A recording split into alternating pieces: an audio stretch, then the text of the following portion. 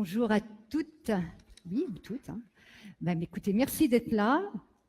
On est très impressionnés de voir que autant d'entre vous sont intéressés par les métiers de l'énergie. Ce n'était pas gagné, donc surtout à cette heure-là de la journée. Donc vraiment, merci à vous d'être là. Donc je me présente, Françoise Roland. Il n'y a que mon nom qui apparaît sur le PowerPoint, mais c'est pas bien. C'est comme vous le voyez, je suis très bien accompagnée par des dames professionnelles du groupe Engie qui se présenteront. Donc on vous remercie beaucoup d'être là. Et moi, je vais faire une introduction très générale sur les métiers d'énergie aujourd'hui et demain, avec les perspectives en termes de compétences et de transfert de compétences que vous pouvez opérer. Et puis après, avec vous, mesdames, on sera vraiment sur l'activité aujourd'hui et demain aussi, les métiers qui sont les vôtres, et puis les aptitudes, les qualités que vous attendez, et puis aussi, j'imagine, les opportunités d'évolution vers ces métiers pour les publics féminins. On y va? Alors, donc moi je travaille pour la Maison Lyon pour l'Emploi, qui est partenaire de cet événement, et plus particulièrement ma mission, c'est la mission Emploi, Climat, Énergie. Je ne suis dévouée, dédiée qu'aux métiers, emploi et compétences en lien avec la transition énergétique écologique. Donc il y a beaucoup de boulot. Donc c'est ce qu'on appelle aussi les métiers verts. Alors, je n'ai pas pris la zapette. Elle est là. Est-ce que c'est bon? Voilà.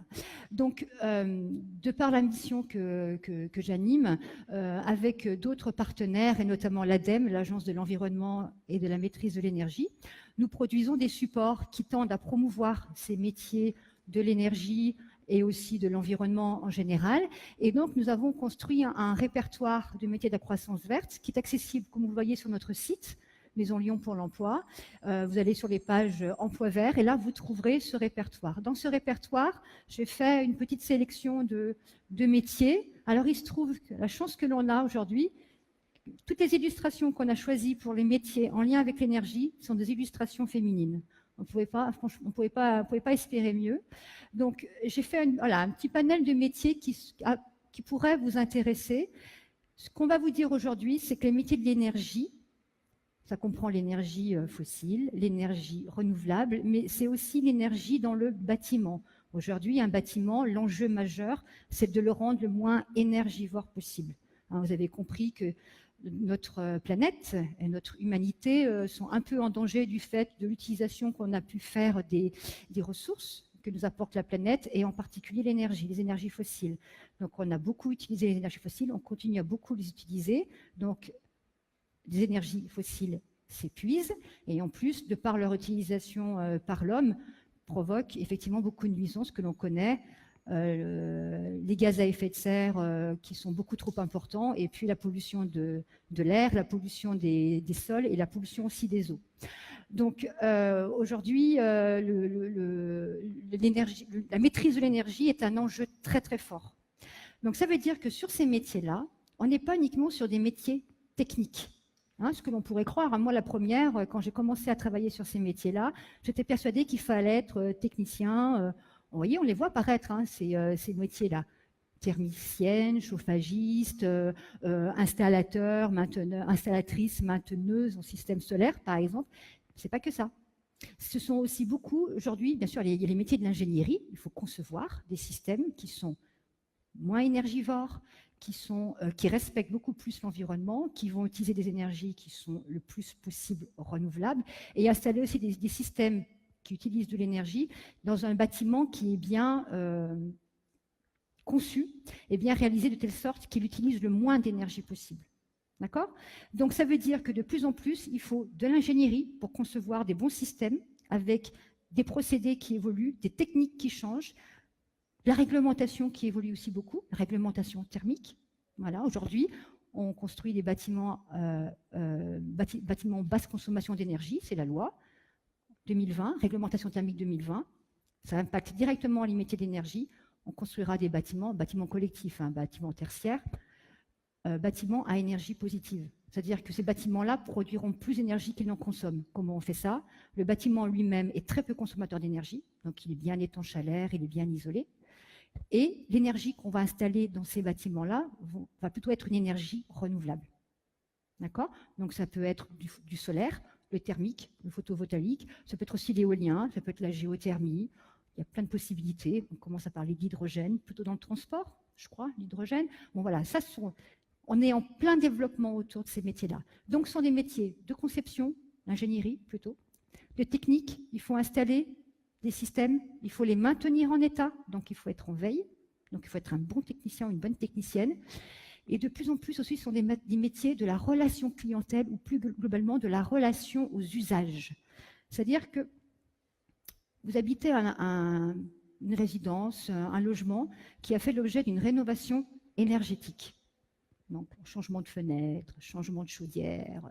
Si vous conservez les mêmes habitudes de fonctionnement, les mêmes usages dans votre logement, peut-être que toute l'installation qui a été faite d'un point de vue énergétique, qui vise à réduire les consommations d'énergie, va du coup rendre moins efficaces ces installations, parce que si vous continuez à chauffer à 22 degrés, à ne pas ventiler correctement votre logement, voilà, ça ne servira pas à grand-chose. Et donc, tous les efforts qui ont été faits par les ingénieurs, les techniciens, enfin les ingénieurs, les techniciennes, n'auront pas porté leurs fruits. C'est pour ça que, vous voyez, on voit apparaître des métiers, ce n'est pas des métiers nouveaux, hein, mais c'est des métiers qui sont en train d'évoluer. Économe de flux. On parle aujourd'hui de conseiller info-énergie ou conseillère info-énergie.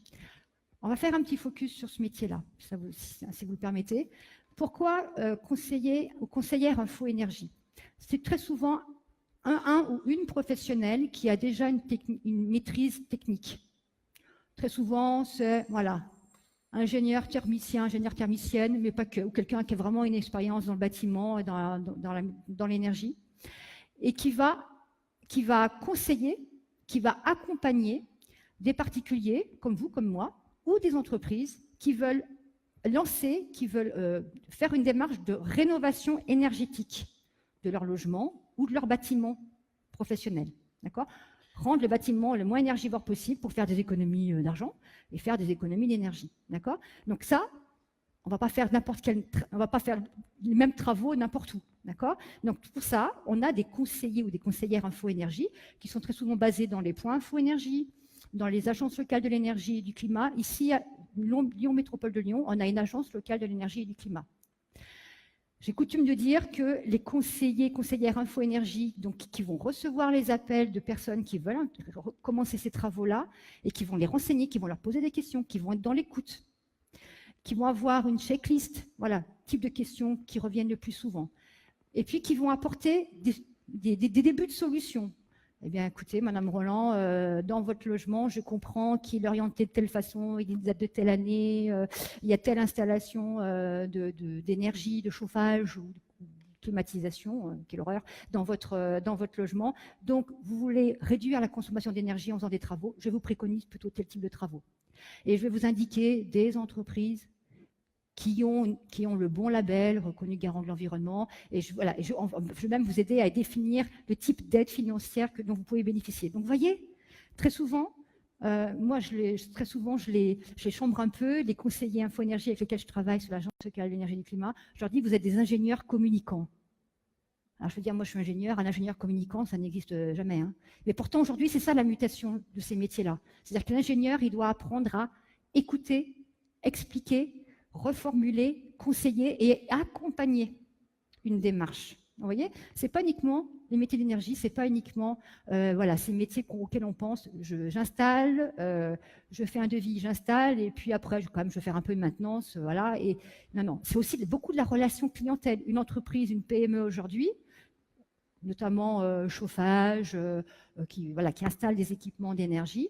De plus en plus, il faut faire ce travail de conseil. C'est quoi la bonne installation ?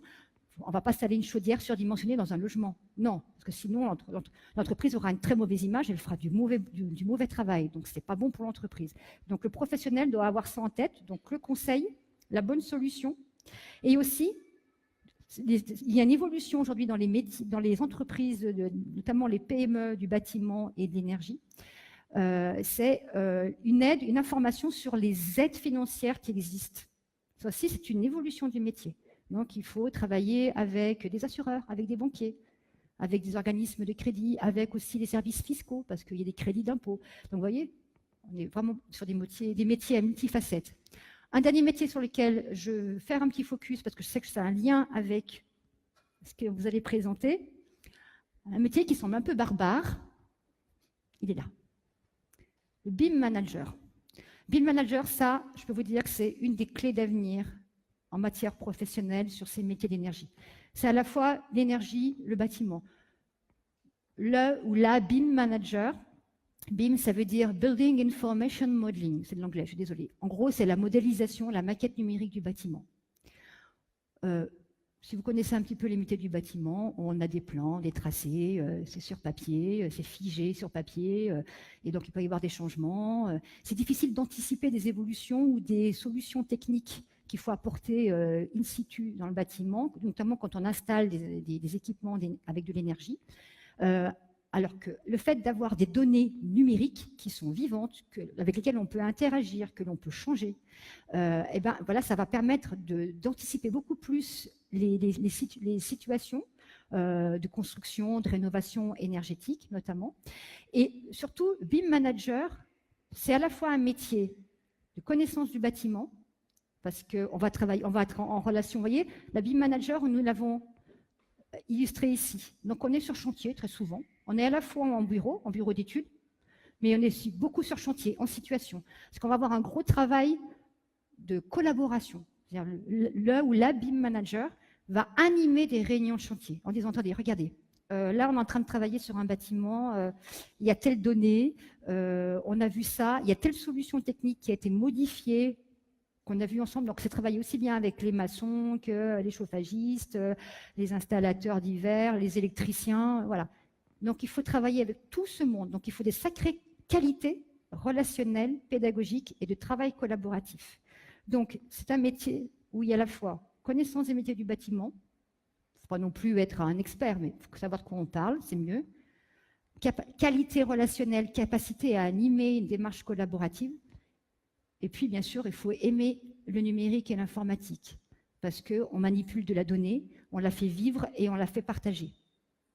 Vous voyez, le métier d'énergie, c'est tout ça. Et bien sûr, les énergies renouvelables, là, il faut vraiment y aller. Juste pour finir, vous voyez, on a métier de l'énergie éolienne. Vous avez à la fois la chef de projet, l'ingénieur, qui est, je dis souvent, il faut que je trouve un équivalent féminin. Moi, je dis souvent, on est bottes et cravates. C'est-à-dire que bottes, on va sur le terrain, on organise des choses, on trouve des solutions, on identifie les problèmes, on prend de l'info. Et cravate, alors cravate non, collier de perles, foulard, ce que vous voulez. Après, on construit un projet, on édite un rapport et on va négocier, on va convaincre, on va représenter. Donc là, on change. On ne change pas de statut, on ne change pas de métier, mais on change un peu de fonction. Donc il faut être, voilà, sur ces métiers-là, bottes et foulard, bottes et collier de perles, d'accord? Donc c'est un état d'esprit, hein. Mais vous voyez aussi, éolien, c'est technicien de maintenance, ceux qui montent en haut des mâts. Là, il faut aimer bouger. Il faut aimer appliquer des procédures, parce que voilà, il faut vérifier, mais il faut aussi aimer faire du diagnostic. Tiens, là, il y a un truc qui cloche, c'est quoi? Donc, derrière, faire du reporting et puis proposer une solution technique et travailler avec le ou la chef de projet. Et puis, ce qu'on oublie souvent aussi, c'est que pour qu'il y ait une jolie éolienne qui fonctionne très bien, qui ait un bon rendement, il faut qu'elle soit bien fabriquée. Donc, qui est-ce qui va faire ça? Là, on est sur du métier industriel, c'est la chaudronnerie. Chaudronnerie, aujourd'hui, vous avez un CAP en chaudronnerie, vous avez du boulot, vraiment. Bon, on ne va pas tous passer un CAP en chaudronnerie, on ne va pas tous devenir chaudronnière, mais voilà, ça peut. On en parlait tout à l'heure, aujourd'hui, quand on se reconvertit, on pense souvent, ah tiens, je vais passer un CAP pâtisserie, bah, chaudronnerie. Voilà, pourquoi pas. Donc, je vais m'arrêter là, sur cette introduction générale qui a pris un peu de temps, et je vais vous passer la parole, parce que je pense que là, on va rentrer vraiment dans le concret du sujet, avec des métiers, des emplois aujourd'hui qui sont dans un grand groupe qui va vous être présenté tout de suite. Ah oui, alors il faut qu'on... Donc là, on change de format, c'est ça? Voilà. Donc bonjour à toutes. Donc je m'appelle Anne Archambault et donc je travaille chez Engie, la délégation régionale. La délégation régionale, c'est on va dire la représentation institutionnelle d'Engie donc sur le territoire Auvergne-Rhône-Alpes. Donc aujourd'hui, on va vous présenter avec mes collègues un peu nos métiers, ce que fait le groupe et les opportunités de carrière chez Engie, parce qu'il y en a beaucoup. Nous avons des centaines d'offres d'emploi à pourvoir en ce moment. Donc vous êtes tout à fait concernés. Chez Engie, on a des objectifs mixité, féminisation de nos métiers qui sont très importants. Et donc on met beaucoup de moyens pour y accéder. Alors ça peut être par des recrutements externes, mais également nous travaillons à l'interne à mobiliser les femmes sur leur évolution, au sein du groupe, sur leur métier actuel, mais aussi sur la mobilité interne. Pour ce faire, donc on a des formations leadership au féminin pour gagner en confiance. On a des programmes de mentoring. Donc on a un programme qui s'appelle Women in Networking, pour que, voilà, entre femmes, on essaye de s'aider, voilà, à découvrir de nouvelles choses et aller un peu au-delà des préjugés. Donc, on a également pour finir sur la mixité, des partenariats avec l'éducation nationale et des associations pour parler de nos métiers et des sciences aux jeunes filles dès leur plus jeune âge. Alors, Engie, qui sommes-nous? On a un groupe international présent dans 70 pays. 150 000 collaborateurs, voilà, donc je vous ai mis 14 milliards d'investissements. Pourquoi?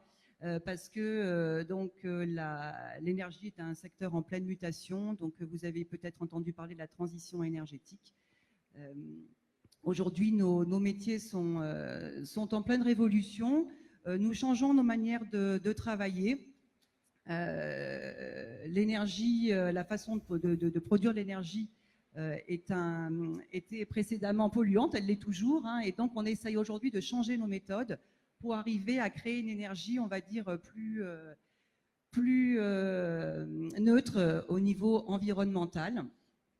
Donc c'est pour ça qu'Engie a axé son développement sur 3 secteurs, donc on appelle les 3D. Alors la transition, c'est la décarbonisation, savoir plus d'énergie renouvelable, plus d'efficacité énergétique aussi, en économisant l'énergie, on émet moins de CO2. Décentralisation, c'est-à-dire qu'avant, on travaillait à travers des grosses centrales avec une politique nationale.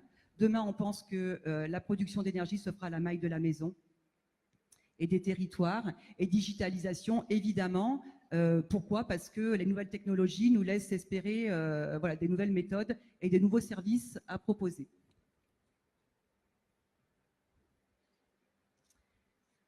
Alors donc sur ces 3 axes que je viens de vous développer, donc nous avons évidemment des atouts que nous avons déclinés chez Engie.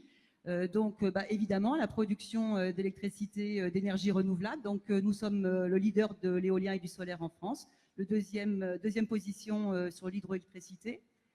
Nous exploitons le réseau de transport de gaz et de distribution en France. Et nous sommes les leaders des services à l'énergie en France comme dans le monde d'ailleurs. Alors, je vais bientôt passer la parole à mes collègues des ressources humaines qui vont vous parler concrètement de ces métiers, nos métiers d'avenir. Mais donc, je vous précise quand même que sur le territoire Auvergne-Rhône-Alpes, nous sommes donc déjà 9000 collaborateurs qui évoluent au sein, vous voyez, d'une quinzaine de filiales. Et donc, c'est un chiffre d'affaires de 2 milliards d'euros à l'année. Voilà, je passe la parole à Delphine Lacharme. Je te laisse défiler. Donc, bonjour à toutes, je suis Delphine Lacharme.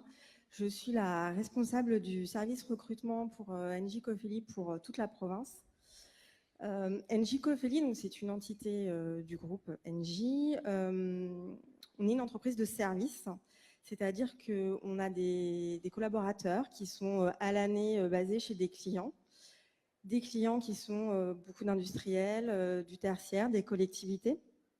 On n'intervient pas du tout chez le particulier, donc on est plutôt sur des environnements assez imposants, des installations assez conséquentes. Et nous, ce que l'on vend à nos clients, c'est de l'efficacité énergétique. Alors, l'efficacité énergétique, qu'est-ce que c'est? C'est faire en sorte que les bâtiments de nos clients consomment moins d'énergie. Donc, quand on parle d'énergie, c'est l'électricité, le chauffage, la climatisation, la ventilation. Donc, de faire en sorte de réduire leur facture d'énergie, d'être un peu plus écologique. Et pour l'énergie qu'ils continuent d'utiliser, de faire en sorte qu'ils l'utilisent bien, correctement, qu'il n'y ait plus de pertes, voilà, comme par exemple lorsqu'on chauffe une pièce alors qu'on est en train d'ouvrir les fenêtres.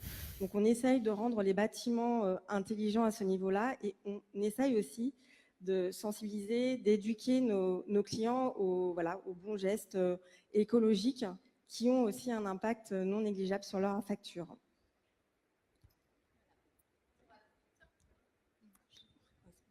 Moubarek, donc, rapprochez bien le micro. Au service RH chez NJ Axima. NJ Axima. Et du coup, nos métiers sont sensiblement les mêmes en fait qu'NJ Cofeli, à savoir qu'on intervient effectivement sur tout le process de la vie en fait des bâtiments. Donc on intervient en toute première phase sur des phases d'installation. Donc on intervient sur du travaux neuf. Ça peut être aussi de la rénovation. La particularité également, c'est qu'on intervient auprès de clients B2B, c'est-à-dire qu'on ne fait pas du tout de particuliers. Les domaines d'activité, c'est principalement de l'industriel, du tertiaire, de l'hospitalier, la salle blanche donc, pour ce qui est de l'hospitalier. L'idée, en fait, c'est effectivement aussi d'apporter des solutions en fait, d'économie d'énergie en fait aux bâtiments, aux installations pour optimiser en fait et avoir le minimum de déperdition en termes d'énergie. Nos cœurs de métier en fait, c'est le génie climatique, chauffage, ventilation et chauffage, ventilation, CVC en fait. Et ensuite, donc, on est aussi spécialisé dans la réfrigération, donc, notamment réfrigération industrielle. La protection incendie, on a des personnes spécifiquement dédiées justement à tout ce qui est études de protection sécurité incendie. Voilà, donc globalement, après, tous nos cœurs de métier vont de l'installateur jusqu'au chargé d'affaires qui réfléchit justement, qui répond à l'appel d'offres, qui vient proposer des solutions aux clients. Directement, donc avec une phase de réflexion qui aura été menée en fait en bureau d'études. Et donc voilà, l'idée c'est vraiment d'apporter une solution complète. Et on tend à développer aussi des solutions qu'on appelle crème, des solutions en fait globales, c'est des offres globales qu'on propose aux clients. Donc pour toute sa gestion de vie du bâtiment. Conception, crème, ça veut dire. Non, je peux. Il faut dire ce que ça veut dire crème, parce que oui, crème, ça veut dire conception, réalisation et maintenance. Voilà, exploitation et maintenance. Là, on est vraiment sur tous les corps de métier. C'est vraiment une offre globale de A à Z, en fait, qui est proposée aux clients. Donc, du coup, c'est vers ça qu'on tend et c'est la solution, en fait, la plus appropriée. En fait, ce qu'on disait, donc, de l'ingénieur, chef de projet, jusqu'à vraiment le technicien de maintenance. Exactement. Qui va faire en sorte c'est vraiment faire travailler, en fait, les collaborateurs, du technicien, enfin, de l'installateur, jusqu'au chargé d'affaires, ingénieur d'études, qui met en œuvre en fait toutes ces solutions de façon collective et réfléchie ensemble. Voilà, donc ça c'était pour Delphine pour la présentation. NJ, c'est un groupe obscur, on le sait quand on travaille pas dedans et quand on est grand public et pas déjà client d'NJ, donc on sait que c'est obscur. Et là, si NJ Cofeli et NJ Axima vous semblent finalement faire la même chose, c'est normal. Nous sommes cousins dans le groupe. Après, on a vraiment des spécialités. Voilà, il faut intégrer les entités pour bien comprendre quelles sont nos différences.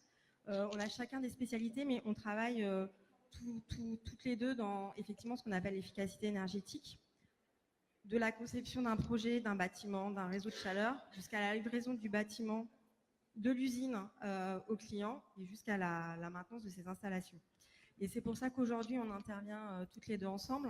puisque vous allez le voir, au niveau des métiers, on cherche sensiblement la même chose. Alors, comme vous pouvez le constater, les intitulés ne sont pas féminisés, ce n'est pas bien.